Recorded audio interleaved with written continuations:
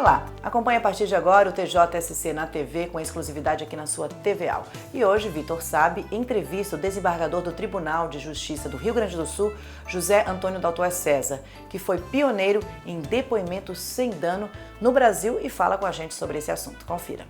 Olá, desembargador. Eu começo perguntando para o senhor como se deu a implantação do depoimento especial no sistema judicial brasileiro. A primeira experiência ela ocorreu no ano de 2003. Na época eu era juiz da infância e da juventude em Porto Alegre.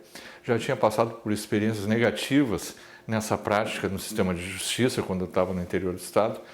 E surgiu uma oportunidade em que eu tive que ouvir uma menina muito pequena e ela, extremamente constrangida dentro da sala de audiência, eu cheguei à conclusão que aquele ambiente não era favorável para que o depoimento fosse prestado, que tinha que buscar uma outra alternativa. Era uma época em que estavam começando a aparecer nas construções essas câmeras de garagem, de segurança, e eu fiz uma consulta se dava para ligar um som junto a elas, então nós montamos uma sala separada, falamos com os nossos técnicos e a partir dali nós começamos e ele foi melhorando, descobrimos que outros lugares do mundo já faziam com técnica semelhante. Em 2004, o Tribunal de Justiça comprou um equipamento melhor para Porto Alegre e desde então tem evoluído bastante esse trabalho. O senhor é um dos grandes motivadores desse processo no Brasil. Qual a principal vantagem do depoimento sem dano? Existe um monte de preconceito em relação... Muitos juízes, inclusive, pensam que fazem os depoimentos melhor do que através da técnica do depoimento especial, que esse é o nome que o CNJ deu pela recomendação número 33 de 2010. Ele é mais trabalhoso, ele é mais demorado, mas ele cria um ambiente muito mais acolhedor para aquela criança ou adolescente que foi vítima, às vezes, de uma violência muito grave e que tem dificuldade de falar, até porque ela passou por outros lugares, passou pela polícia, pelo Conselho Tutelar, pelo sistema de saúde, sistema de educação, sabe-se lá quantos lugares teve que falar e ainda vai ter que falar para o sistema de justiça. Então, as principais vantagens é um registro rigoroso da entrevista, porque quando a pessoa é condenada, ela não é condenada pelo juiz de primeiro grau. Os desembargadores vão ter que olhar esse depoimento e ver um depoimento escrito e um depoimento feito por essa técnica.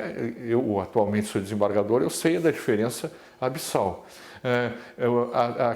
A criança e o adolescente são respeitados na sua intimidade. A técnica é já comprovada mundialmente como adequada e isso determina, sem dúvida alguma, uma prova de muito melhor qualidade no processo onde ela está sendo ouvida. E por que ele é ainda pouco usual no país?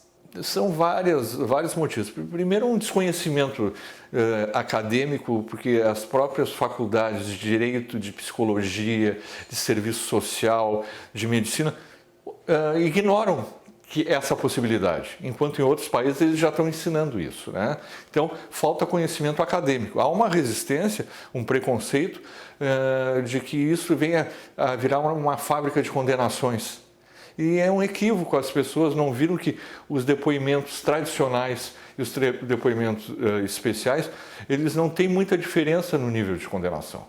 O que tem sim é um respeito, uma qualidade que a vítima vai ser melhor escutada naquela ocasião. Eu atribuo principalmente ao desconhecimento e à falta de estudo por parte dos profissionais que têm que ouvir crianças e adolescentes. Isso em qualquer área, né? Na área da saúde, na área da educação e também no sistema de justiça. Que danos um depoimento sem os cuidados especiais pode trazer para a criança ou para o adolescente que precise passar por esse processo? Os mais significativos. Primeiro, que existe em termos de mundo uma estatística, não tem como fazer uma estimativa, não uma estatística de que apenas 10% das pessoas que sofreram algum tipo de violência sexual consigam revelar. 90% delas nunca vai revelar. Leva isso para a sua vida, para a sua morte e não vai revelar. Esses 10% têm muita dificuldade em revelar. Por quê? Porque a maior parte das agressões são feitas no ambiente familiar e de pessoas conhecidas. 90% são familiares e conhecidos da criança.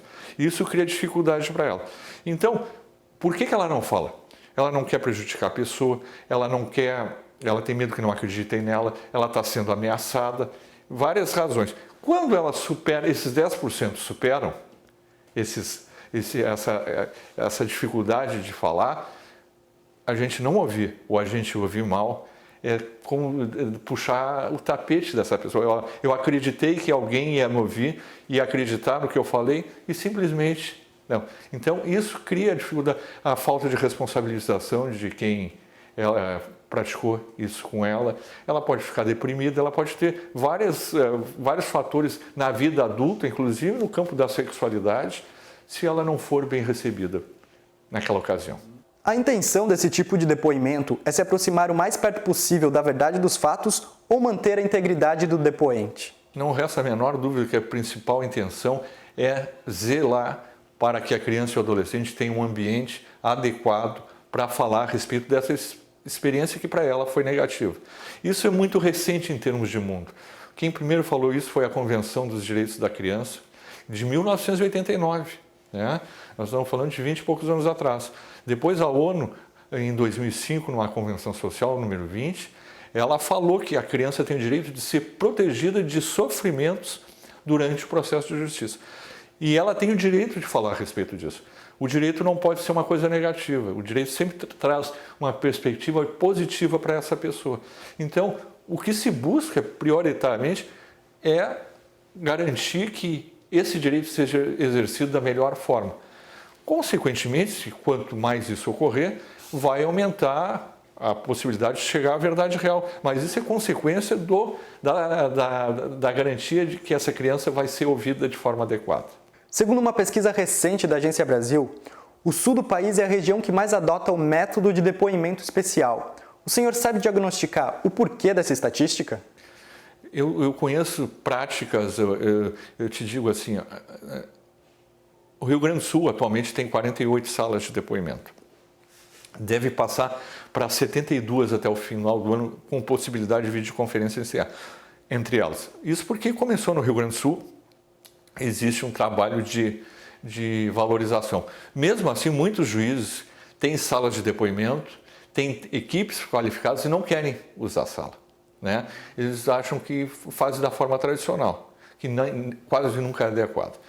Depois, Santa Catarina tem poucas ou quase nenhuma sala de depoimento, pelo que me informaram, ainda hoje. O Paraná, esse ano, lançou um programa de 20 e poucas salas. Mas nós temos estados como o Rio de Janeiro que tem 2. São Paulo deve ter umas 30 ou 40. O Maranhão tem mais de 30. É onde existem pessoas mais engajadas nessa prática, onde ele é mais praticado. Agora, tem um projeto de lei que está tramitando na Câmara dos Deputados, que estabelece a regulamentação desse depoimento, como ele deverá ser feito, e ele sendo aprovado, ele vai tornar o depoimento obrigatório em todo o Brasil e dar um prazo para que ele seja instalado em todas as comarcas do território nacional. Na maioria das vezes, o depoimento especial de crianças e adolescentes é gravado por câmeras de televisão ou rádio. Isso não inibe, de certa forma, o depoimento? Olha, as experiências que a gente tem em termos de Brasil são bem diferentes. O que está sendo implantado no Rio Grande do Sul atualmente é o sistema de videoconferência. São salas multiuso, que inclusive podem fazer audiência com um réu que está no presídio. Então, mas ela também pode ser utilizada para o depoimento especial. É uma pequena câmera, tão discreta, a criança sabe que está, ninguém esconde que ela está sendo vista por um juiz, por um promotor, um advogado, mas ela é tão discreta e ela é tão... os cuidados que se tem para a tomada desse depoimento, inclusive que ela chegue antes da audiência para não encontrar com a pessoa nos corredores do foro, que ela tenha uma cartilha mostrando para ela o que ela vai fazer durante essa audiência, quem é que vai ouvir, quem é que pode fazer perguntas, e a técnica que é apresentada para ela, também ninguém vai induzir ela a responder nada, ela vai falar com as suas próprias palavras. Eu não tenho dúvida que ela é muito mais positiva do que a técnica. Eu tive a oportunidade de visitar a Inglaterra, a Lituânia, a Espanha, o Chile, a Argentina, Cuba e Venezuela. Esses países eu fiz pesquisa de campo. E onde ele é aplicado, não resta a menor dúvida que ele funciona muito melhor. Os Estados Unidos possuem aproximadamente, como ele é usado por ONGs, antes do julgamento, aproximadamente 900 salas de escuta em todo o território americano, onde ela é ouvida dessa forma. Então, ela já é bastante testada e tem mostrado resultados significativos. E nos casos em que há a chamada síndrome de alienação parental, os depoimentos especiais revelam as falsas memórias. Existe algum dado recente que fala sobre isso? Não, existe um mito de que criança fantasia, que criança... Isso aí é completamente equivocado, é um mito. As pessoas não sabem de onde tirar essa informação. As últimas pesquisas e nos livros que a gente encontra, quem estudou academicamente isso, chega à conclusão de que apenas 8% dos depoimentos das crianças e adolescentes não correspondem à verdade real. 92%. E desses 8%, 3/4 dele, por exemplo, 6% de todos, que são induzidos por adultos, que seria a alienação parental. Que a criança até acredita que isso ocorreu com ela, mas é um número bem pequeno e que nós, usando a técnica adequada, fica muito mais fácil identificar essa alienação parental. Eu digo assim por experiência própria, como juiz, que os adultos mentem muito mais do que as crianças, não resta dúvida alguma. O depoimento especial também é chamado pelo senhor de depoimento sem dano. Por que essa nomenclatura? O depoimento sem dano, ele foi criado em 2003, nós tivemos a ideia de que não fosse causado dano secundário à criança e ao adolescente. Secundário é aquele decorrente de uma exposição inadequada durante a sua escuta no sistema de justiça. Se nós fizermos isso de forma adequada, esse dano secundário não vai se fazer presente. O dano primário, que é aquele dano decorrente da violência, esse já ocorreu, nós não temos como evitar que... Agora nós podemos evitar o dano secundário. E nós tivemos algumas dificuldades com os conselhos de psicologia e serviço social pelos anos de 2009 e 2010, que inclusive baixaram resoluções proibindo os profissionais de atuarem nas audiências. Essas resoluções foram cassadas pela Justiça Federal, mas em 2010 também, quando veio a recomendação do CNJ, para evitar essa celeuma, se é sem dano ou com dano. Então, o nome eleito foi o depoimento especial, que é aquele que as pessoas estão utilizando na maior parte dos tribunais brasileiros. O depoimento especial não é uma realidade em todos os estados do Brasil, e na maioria das vezes em que ele é aplicado, envolve casos de abuso sexual. Mas o ideal não seria que crianças e adolescentes sempre tivessem o direito ao depoimento especial com o auxílio de assistentes sociais e psicólogos? Sim, existe.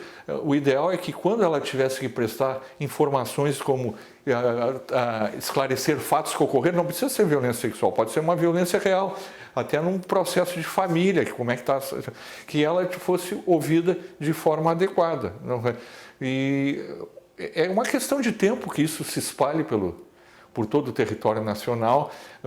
A Escola Nacional de Formação e Aperfeiçoamento de Magistrados está investindo pesadamente em capacitar os seus magistrados, com cursos à distância e cursos presenciais. Está na grade obrigatória de todos os juízes de direito dos estados, hoje, a capacitação a respeito. É uma questão de tempo, mas eu acredito que eu não sei se em pouco tempo, porque o Brasil é muito grande, mas ele vai se espalhar. As diferenças regionais são muito grandes também. Muito bem, eu agradeço ao senhor pelos esclarecimentos. Muito obrigado. Tá bom, eu que agradeço a oportunidade de falar a respeito.